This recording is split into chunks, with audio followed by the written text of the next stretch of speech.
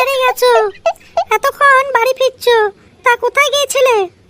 আমি মিস্ত্রির কাছে গিয়েছিলাম কাজের টাকা আনতে, তাই তো একটু লেট হয়ে গেল, বুঝলে তো।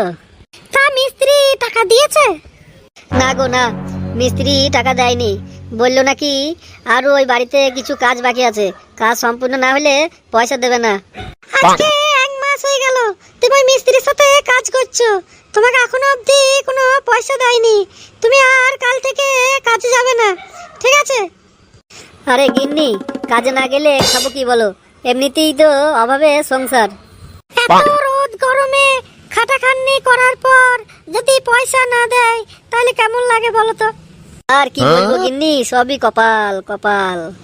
এত রোদ গরমে এত খাটাখাটনি করার পরও মিস্ত্রি পয়সা দিচ্ছে না, আমরা যে কিভাবে সংসারটা চালাবো কিছু বুঝতে পারছি না। আমি কি বলি শোনো, ওই মিস্ত্রির সাথে কাজ না যেয়ে কোনো একটা ব্যবসাও তো করতে পারো। আরে গিন্নি, এত রোদ গরমের মধ্যে আমি কি ব্যবসা করবো বলো তো? আমার এক বন্ধু সবজির ব্যবসা করছে, তা এত রোদ গরমে পুরো সবজি খারাপ হয়ে যাচ্ছে, কেউ আর কিনছে না, বুঝলে, কোনো দেখি কিচ্ছু নেই গো। তবে শোনো, আজকে দুপুরে একজন আইসক্রিম বিক্রি করতেছিল, কিছুক্ষণের মধ্যে তার সব আইসক্রিম শেষ হয়ে গেছিল, আরো যদি আইসক্রিম থাকতো আরো বিক্রি হতো, বুঝলে? ঠিক বলেছো গিন্নি, এ যা রোদ গরম, আইসক্রিম বিক্রি করলে খুব লাভ হবে মনে হচ্ছে। তা আমি কি বলি, তুমি কাল থেকে আইসক্রিমের ব্যবসায় যাও, ভালোই হবে, প্রতিদিনকার পয়সা তুমি প্রতিদিন পেয়ে যাবে, আর কেউ চাইতেও যেতে হবে না। উপায়টা তো খুব ভালোই বলেছো, কিন্তু আমার কাছে তো ব্যবসা করার মতন কোনো পয়সা নেই, আমি এখন পয়সা কোথায় পাবো বলো তো?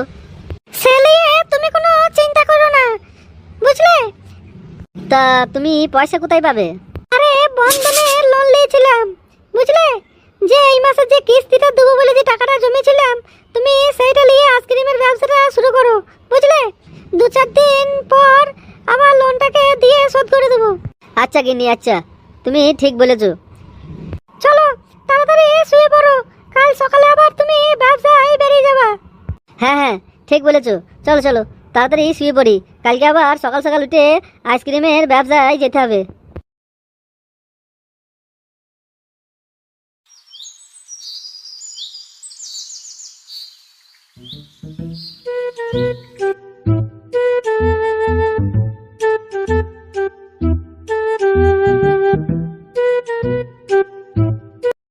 তা হারাধন যে এত সকাল সকাল কোথায় যাওয়া হচ্ছে শুনি?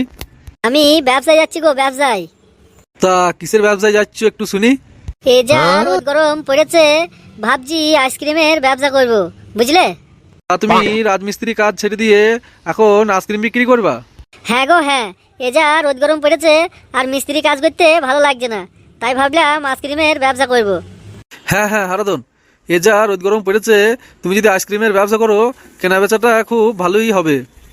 তবে আমি এখন যাই, বেলা হয়ে গেলে ওইদিকে আবার আইসক্রিম কারখানায় আইসক্রিম পাওয়া যাবে না, বুঝলে।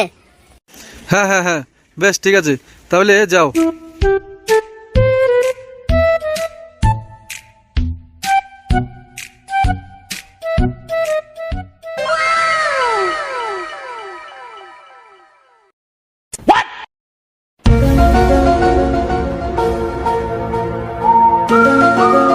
তা হারাধন যে এত সকাল সকাল এখানে কি মনে করে? আজ কি মিস্ত্রির কাজে যাওনি নাকি?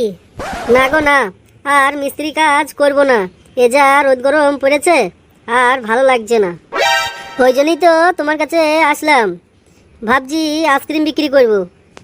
তা খুব ভালো করেছো, খুব ভালো করেছো হারাধন, এ যা রোদ গরম, আইসক্রিম বিক্রি করো, খুব ভালো চলবে। তা আইসক্রিমের রেটটা কিরাম কি চলছে? আরে হারাধন, তোমার কোনো অসুবিধা নাই, নিয়ে যাও, তুমি আইসক্রিম নিয়ে গিয়ে বিক্রি করো, বুঝলে।